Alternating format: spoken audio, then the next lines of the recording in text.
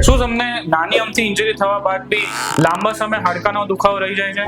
નમસ્કાર મિત્રો, મારું નામ છે ડોક્ટર યશ શાહ. હું એક ઓર્થોપેડિક સર્જન છું અને આજે આપણે એક બહુ ઇમ્પોર્ટન્ટ ટોપિક ઓસ્ટિયોપોરોસિસના વિશે વાત કરશું. ઓસ્ટિયોપોરોસિસના નામમાં જ એનું મતલબ છે ઓસ્ટિયો મીન્સ બોન, પોરોસિસ મીન્સ હાડકાની અંદર કાણા પડી જવા. જેમ જેમ આપની ઉંમર વધે છે એમ એમ આપણા હાડકા નબળા પડતા જાય છે, એ પતલા થતા જાય છે. બેઝિકલી જે રૂટીન હાડકા જે બોન ડેન્સિટી હોય છે એ ઓછી થઈ જાય છે.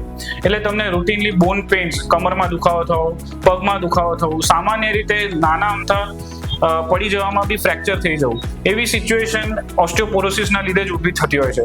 આપણે જોઈએ છે કે જ્યારે મોટી ઉંમરના લોકો વાંકા વળવા લાગે છે, એમની હાઇટ જોવામાં ઓછી દેખાય છે. એનું કારણ એ છે કે મણકામાં બેઝિકલી ઓસ્ટિયોપોરોસિસ હોય, નાનું અમથું ફ્રેક્ચર થઈ ગયું હોય અને મણકો દબાઈ ગયો હોય. એટલે આ વિડીયોમાં આપણે એ જાણ્યું કે ઓસ્ટિયોપોરોસિસના લક્ષણ શું છે.